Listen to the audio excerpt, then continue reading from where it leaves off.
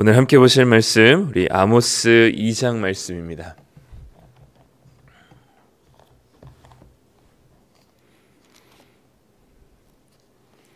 우리 구약 성경 1274쪽 아모스 2장 우리 1절부터 4절부터 16절까지 말씀. 우리 4절부터 16절까지 말씀입니다. 아모스 2장 우리 4절부터 함께 한 목소리를 읽도록 하겠습니다. 여호와께서 이와 같이 말씀하시되 유다의 서너 가지 죄로 말미암아 내가 그 벌을 돌이키지 아니하리니 이는 그들이 여호와의 율법을 멸시하며 그 율례를 지키지 아니하고 그의 조상들이 따라가던 거짓 것에 미혹되었음이라. 내가 유다에 불을 보내리니 예루살렘의 궁궐들을 사르리라.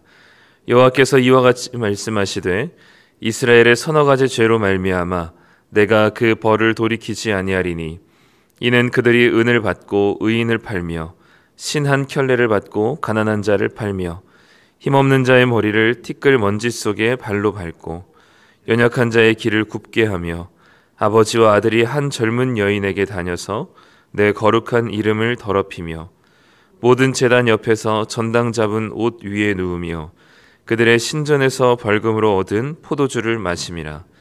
내가 아모리 사람을 그들 앞에서 멸하였나니 그 키는 백향목 높이와 같고 강하게 난 상수리 나무 같으나 내가 그 위에 열매와 그 아래의 뿌리를 진멸하였느니라. 내가 너희를 애굽 땅에서 이끌어내어 40년 동안 광야에서 인도하고 아모리 사람의 땅을 너희가 차지하게 하였고 또 너희 아들 중에서 선지자를 너희 청년 중에서 나시린을 일으켰나니 이스라엘 자손들아 과연 그렇지 아니하냐. 이는 여호와의 말씀이니라. 그러나 너희가 나실 사람으로 포도주를 마시게 하며 또 선지자에게 명령하여 예언하지 말라 하였느니라. 보라, 곡식단을 가득히 실은 수레가 흙을 누름같이 내가 너희를 누르리니 빨리 다름박질하는 자도 도망할 수 없으며 강한 자도 자기 힘을 낼 수 없으며 용사도 자기 목숨을 구할 수 없으며 활을 가진 자도 설 수 없으며 발이 빠른 자도 피할 수 없으며 말 타는 자도 자기 목숨을 구할 수 없고 용사 가운데 그 마음이 굳센 자도 그날에는 벌거벗고 도망하리라. 여호와의 말씀이니라. 아멘. 네, 오늘 우리 아모스 2장 4절부터 16절 말씀, 유다와 이스라엘에 대한 하나님의 이제 죄에 대한 고발이 등장하고 있습니다. 하나님께서는 지금 이제 법정에서 이제 이 피의자의 그 죄를 고발하는 그런 법정의 모습과 같이 하나님께서 모든 열방의 죄로부터 시작하여서 하나님의 공의와 정의에 대한 이 죄를 고발하고 그리고 어떤 처벌이 있을 것인지에 대한 벌을 이제 청구하는 모습입니다. 특별히 오늘은 유다, 남유다와 그리고 북이스라엘에 대한 하나님의 죄에 대한 고발과 그리고 심판에 대한 이야기를 하시는데 그냥 이렇게 딱 분량으로만 봐도 앞에서부터 이제 1장부터 시작된 열방에 대한 심판들의 분량과 그리고 이스라엘에 내리시는 하나님 말씀이 분량만 보더라도 차이가 크죠. 지금 이 열방에 대한 이제 이야기들, 즉 뭐 암몬 그리고 다메섹, 뭐 블레셋 이런 주변 나라들에 대한 하나님의 죄에 대한 고발은 한 두세 절밖에 안 되는데 이스라엘에 대한 하나님의 고발은 굉장히 구체적이고 분량이 많은 것을 보면 하나님께서 지금 이 하나님의 말씀이 누구를 향해 있는지를 좀 볼 수 있는 것 같아요. 그래서 앞에서는 계속 빌드업을 쌓아 나가다가 이제는 이스라엘 백성에게 하나님의 그 진짜 하고자 하시는 말씀이 등장하는 거죠. 4절에 보면 하나님이 남유다의 서너 가지 죄로 말미암아 벌을 돌이키지 않으신다 말씀합니다. 구체적으로 무슨 말씀인지는 드러나지 않지만 한 가지, 그들이 여호와의 율법을 멸시하여서 지키지 않았다라고 얘기합니다. 하나님은 앞에 있었던 열방의 다른 나라들에게는 율법을 지키지 않았다는 것에 대한 죄의 고발은 없었어요. 그저 상식적이고 그리고 양심에 기반한 잘못된 그들의 잔인한 이 전쟁 중에 잔인한 그런 모습들 때문에 하나님께서는 이 열방들을 심판하신다 말씀하셨고, 하나님께서 율법을 준 남유다 백성들에게는 율법을 지키지 않았다는 기준을 가지고 하나님께서 말씀하시죠. 그래서 하나님은 공의로우신 분입니다. 율법을 주지 않았는데 열방에게 율법에 대한 기준을 들이밀지 않으시고 양심을 기준하여서 심판하시고, 율법을 준 유다와 이스라엘 백성들에게는 율법을 기준으로 하나님께서 심판하시는 분이시죠. 어떤 율법을 어겼을까라고 좀 궁금할 텐데, 동시대 아모스와 동시대에 활동했었던, 또 남유다에 하나님의 말씀을 전하는 것으로 부름받았던 이사야 말씀에, 특히 5장에 보면은 당시 남유다가 무슨 율법을 어겼는지, 죄를 저질렀는지를 좀 더 구체적으로 보여줍니다. 특별히 아모스서의 특징을, 맥락을 우리가 생각한다면 이사야 5장에는 이렇게 남유다의 백성들의 죄를 고발하고 있습니다. 가옥에 가옥을 더하고 전토에 전토를 잇는 그 땅에 대한, 그리고 집에 대한 과도한 탐욕에 대한, 그리고 가진 자들이 더욱더 집을 더 늘려가고 그리고 땅을 더 늘려가면서 없는 자들과 가지지 못한 자들의 이것들을 계속해서 소유하고자 하는 그들의 탐욕, 그리고 판결을 통해서 악을 선이라고 판결하고 뇌물을 받고 이제 악인을 의롭다라고, 죄가 없다라고, 무죄하다라고 판결하는 그들의 구분 판결, 이 두 가지를 이사야는 얘기하고 있거든요. 그렇기 때문에 지금 이 하나님께서 고발하시는 율법에 대한 것은 무엇이냐면, 사회적 약자와 경제적 약자를 돌아보아야 하는데 그들을 돌아보지 않고 오히려 그들의 것을 빼앗고 학대하고 있는 모습들을 하나님께서는 지금 고발하고 있습니다. 남유다는 분명하게는 드러나진 않았지만 이사야 말씀을 통해서 얼핏 우리가 알게 된다면, 이제 북이스라엘에 대한 하나님의 고발은 아주 구체적이고 그리고 분명하게 이야기하고 있습니다.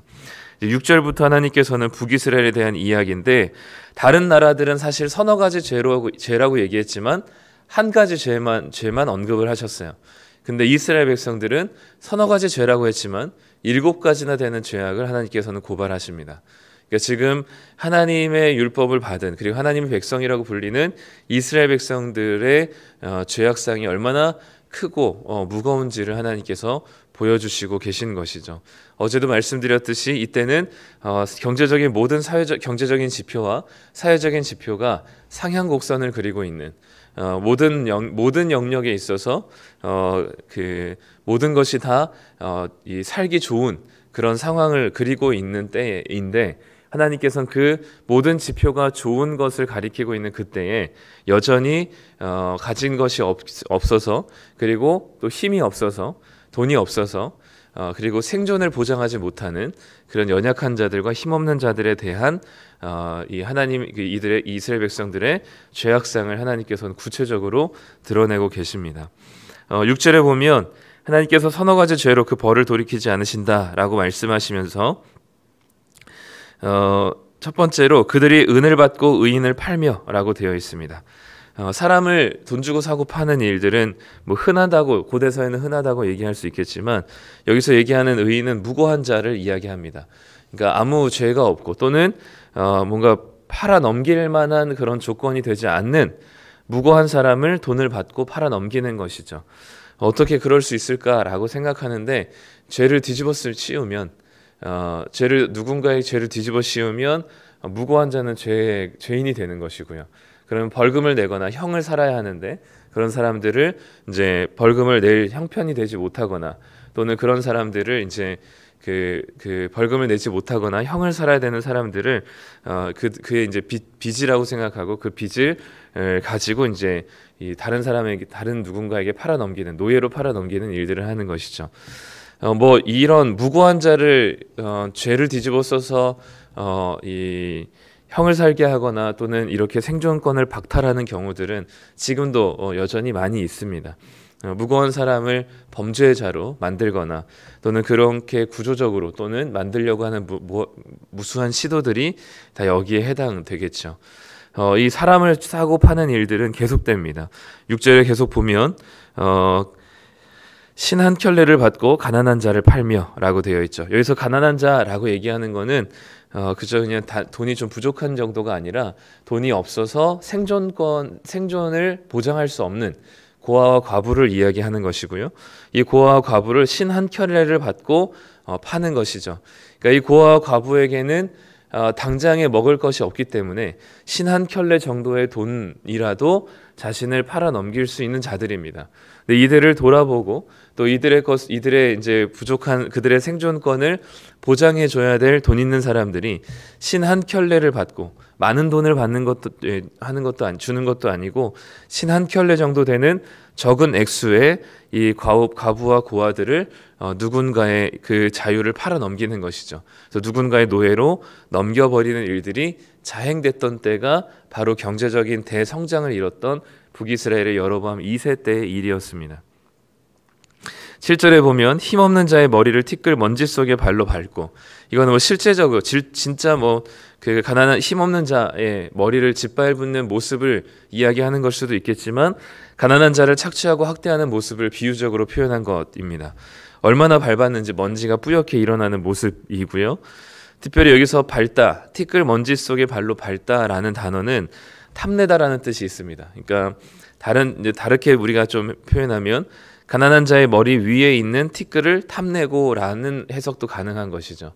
그러니까 가난한 자들에게 있는 그 머리의 티끌마저도 뺏어가는, 그들이 가지고 있는 아주 조그만한 것이라도 다 착취하고 있는 이스라엘 백성들의 가진 자들의 모습을 보여줍니다. 이사야에서도 이사야 3장 15절에서도 이렇게 표현하고 있어요. 어찌하여 너희가 내 백성을 짓밟으며 가난한 자의 얼굴에 맷돌질하느냐, 주 만군의 여호와 내가 말하였느니라 라고 말씀하기도 하셨습니다. 그러니까 지금 하나님께서 이스라엘 백성들에게 고아와 과부와 나그네를 돌아보고 그리고 그들을 환대하고 또 그들의 생존권을 돌아볼 것을 생존을 위하여서 이스라엘 백성들이 공동의 책임을 가질 것을 요청하셨거든요. 율법을 통해서. 그런데 그것이 이제 안식년이고 희년이고 또 그 기타 여러 가지 11조이고 여러 가지 제도를 통해서 하나님께서는 그 가난한 자들이 살 수 있도록 하나님께서는 허용하시고 허락하시고 그것이 또 공동의 책임이 될 수 있도록 그리고 고엘 제도를 통해서 하나님께서는 그 수많은 이 법과 제도를 통해서 그 가난한 자들을 돌아볼 것을 말씀하셨습니다. 그것은 이스라엘 백성들에게는 옵션이 아니었고 의무였습니다. 책임이었고요. 그것이 이제 이방 나라들과 다른 것이었죠. 이방 나라들은 그 누군가를 가난한 자를 돕는 것이 그저 그들의 선행을 베푸는 것이고 그리고 시혜를 베푸는 것이라고 생각했는데 이스라엘 백성들에게 주신 하나님의 명령은 공동의 책임이었습니다. 그래서 그것을 가까운 친족으로부터 책임질 의무를 가지게 하셨고 그리고 그것이 모든 이 제도를 통하여서 다시 그 아무리 가난한 자라도 그 원래 하나님께서 부여하셨던 땅과 그리고 그 재산을 50년마다 회복될 수 있는 희년을 하나님께서 선포하신 것도 다 그런 의미였습니다. 그런데 여기서 그런 가난한 자들을 보아야 할 그 책임이 있는 이스라엘 백성들이 가난한 자들의 머리에 있는 티끌마저도 그들의 것으로 착취하고 그들의 생존을 나몰라라 하는 이스라엘 백성들을 하나님께서 지금 고발하고 계신 것이죠. 7절에 보면 계속 이어서 보면 연약한 자의 길을 굽게 하며 라고 되어 있죠. 이 굽게 하다라는 표현은 다 법정 판결에 대한 이야기입니다. 불공정한 판결을 하는 것이죠. 그리고 이어서 아버지와 아들이 한 젊은 여인에게 다녀서 내 거룩한 이름을 더럽히며 성적인 타락을 보여주는데 사실 지금 계속해서 이스라엘을 고발하고 있는 내용은 성적인 내용이 아니라 경제적인 약자를 착취하는 것을 얘기할 때 이 본문도 사실은 단순한 성적인 타락이 아니라 이 몸을 팔 수밖에 없는 연약한 한 젊은 여인의 그런 상황을 이용하는 이 사람들을 보여줍니다. 그리고 그것이 이 아버지와 아들이 이 집단적으로 그리고 공동체적으로 이 젊은 여인의 그런 이 안타까운 상황을 돌아보지 못하고 이용하여서 그들의 성적인 만족을 착취하고 있는 모습을 보여주죠. 그리고 계속해서 8절에 보면 모든 제단 옆에서 전당 잡은 옷 위에 누우며 이게 이제 제가 보기엔 제일 최악인데 전당 잡은 옷을 제단 옆에서 거기 옷 위에 누운다라는 표현은 전당 잡은 옷을 가지고 그들이 잔치를 베푼다 또는 하나님께 감사의 제사를 드린다는 표현입니다. 하나님은 저당 잡은 옷을 해지기 전에 가난한 자들에게 돌려주라고 분명히 말씀하셨거든요. 담보로 내놓을 것이 없었기 때문에 겉옷을 담보로 내놓은 그 돈 빌린 사람에게 돈을 갚지 못했을지라도 그 담보인 겉옷을 돌려주라고 말씀하셨습니다. 왜냐하면 그것이 그의 유일한 옷이기 때문이죠. 그렇기 때문에 하나님께서 요구하시는 것은 원래는 사실 담보이기 때문에 안 돌려줘도 되는 거죠. 이방 나라들은 그런 기준이지만 하나님 나라의 백성들은 그것을 담보이기 때문에 내 권리를 행사해야 돼. 그러니까 돈을 못 받았으니까 아직 이것을 담보를 내어주면 안 된다라는 것이 당연할지 모르겠지만 하나님 나라에서는 하나님 요구하시는 것은 당연한 것은 돈을 받지 못했더라도 가난한 자의 담보는 돌려줄 것을 하나님께서 요청하십니다.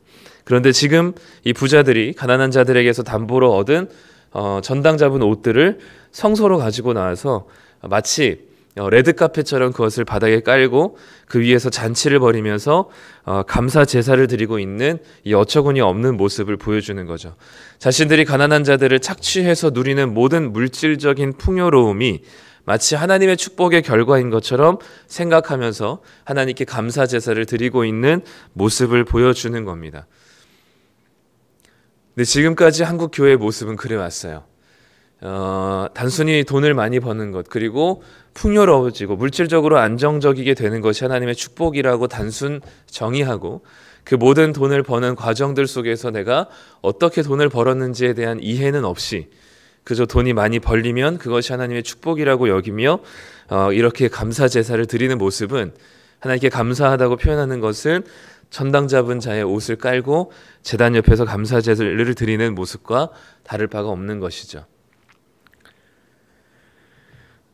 그리고 이어서 그들이 신전에서 벌금으로 얻은 포도주를 마심이라 라고 얘기합니다. 앞에서 이야기했었던 이야기와 이어지는 거죠. 하나님의 신전은 성전인데 하나님께서는 그것을 성전이라 부르지 않으시고 그들의 우상 숭배의 현장이라고 부릅니다. 그래서 그들의 신전이라고 말씀하시면서 벌금으로 얻은 포도주를 마신다라고 이야기합니다. 이 모든 이 상황들은 하나님께서 아모스 선지서를 통해서 당시 이스라엘 백성들 경제적인 풍요로움을 누리고 있었던 이스라엘 백성들에게 하나님께서는 그들의 멸망당하고 벌을 내려야 마땅한 죄의 모습이 바로 이러한 모습인 것을 이야기합니다. 그러니 결국 우리가 신앙의 타락이라는 것은 단순히 기도하던 사람이 기도 안 하고 성경을 보던 사람이 안 보고 정도의 문제가 아닙니다. 신앙의 타락은 바로 일상의 완전한 무너짐이고요. 교회의 타락이 사회의 타락으로 반드시 이어지게 되어 있습니다. 세상이 부패한다는 것은 세상 사람들이 악해서가 아니라 교회가 무책임하기 때문에 나타나는 현상이고요. 그것은 우리의 잘못인 것이죠. 그러니까 사회가 성적으로 윤리적으로 그리고 경제적으로 타락하고 무너지고 있다는 사실은 교회가 무너지고 있다는 의미이기도 합니다. 그러니 하나님께서는 하나님의 율법을 가지고 하나님의 말씀을 따라 살으라고 율법을 허락하신 그 이스라엘 백성들의 죄악이 얼마나 하나님 보시기에 끔찍한 죄악인지, 하나님의 다스림이 이 땅 가운데 그들을 통하여서 아브라함에게 약속하셨듯이 그들을 통하여서 하나님의 다스림과 통치가 이 땅에 얼마나 아름다운지를 보여줘야 되는 책임이 있는 이스라엘 백성들을 통해 오히려 그들의 삶이 하나님의 나라의 통치가 보이지 않고 하나님의 나라가 보이지 않고 오히려 세상보다 더 악하고 그리고 더 표독스럽게 살아가고 있는, 그래서 가난한 자들이 절대로 살 수 없는 사회적인 구조와 시스템 안에서 이들을 착취하며 끝까지 베껴먹고 있는 이들의 모습을 보면서 하나님께서는 이스라엘 백성들에게 내릴 벌을 돌이키지 않겠다라고 말씀하시고, 이것은 시작일 뿐이고 앞으로 계속해서 아모스 선지자를 통해서 하나님께서 그들의 실제적인 죄악들, 사회적인 타락과 경제적인 이 문제들을 하나님께서는 계속해서 드러내게 하실 것입니다. 계속해서 말씀드렸지만 이스라엘 백성들이 멸망당한 이유는 두 가지입니다. 한 가지는 우상 숭배이고 두 번째는 고아와 과부와 나그네를 학대한 것입니다. 가난한 자, 힘없는 자, 약자들을 돌아보지 않은 것이죠. 하나님께서는 그 두 가지의 이야기, 이것은 예수님께서도 말씀하신 것입니다. 하나님 사랑과 이웃 사랑이죠. 이 두 가지가 완전히 무너졌을 때 이스라엘 백성들은 존재의 이유가 없는 것이죠. 우리를 돌아볼 때 단순히 우리가 모여서 집회하고 예배하는 것이 우리의 정체성이 되지 않기를 소망합니다. 우리의 정체성은 하나님의 말씀이 우리의 삶에 녹아들어서 살아가는 것이고, 그 하나님의 말씀은 여러 가지가 있겠지만 그 여러 가지를 한데 묶으면 하나님 연약한 자들을 돌아보는 이웃사랑입니다.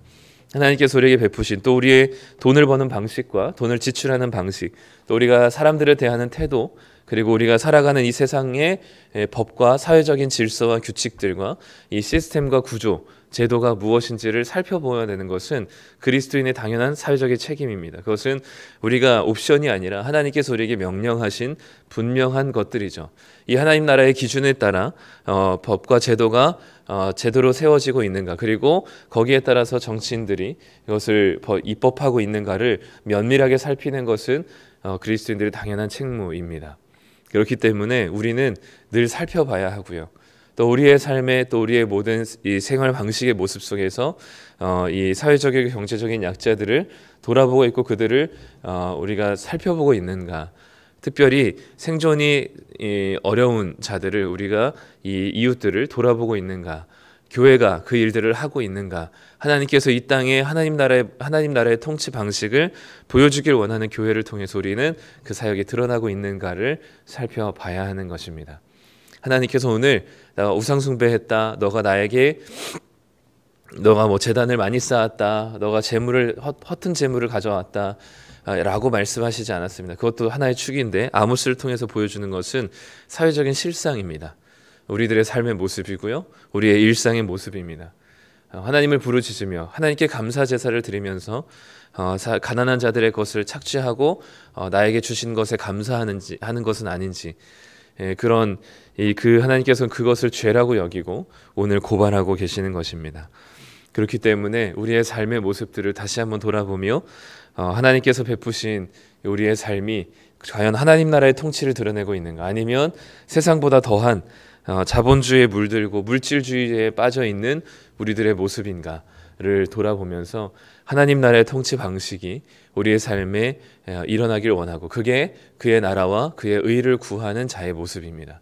그래서 오늘도 하나님께서 원하시는 것, 또 하나님께서 우리를 통해서 보이고 싶어 하시는 것들이 무엇인지, 또 하나님께서 관심 가지는 것이 무엇인지, 적어도 내가 뭘 하는지가 보다 내가 믿고 있는 하나님께서 어디에 눈을 돌리시고 계시고 어디에 관심을 가지고 계신 분이신지를 깨닫고, 우리의 관심과 우리의 마음도 그 하나님이 머문 시선과 하나님이 가 계시는 손과 발에 우리의 손과 발도 향해 있기를 간절히 소망합니다. 기도하겠습니다. 하나님 아버지, 오늘 아모스서를 통해서 남유다와 이스라엘 백성들의 죄를 고발하시는 모습을 봅니다.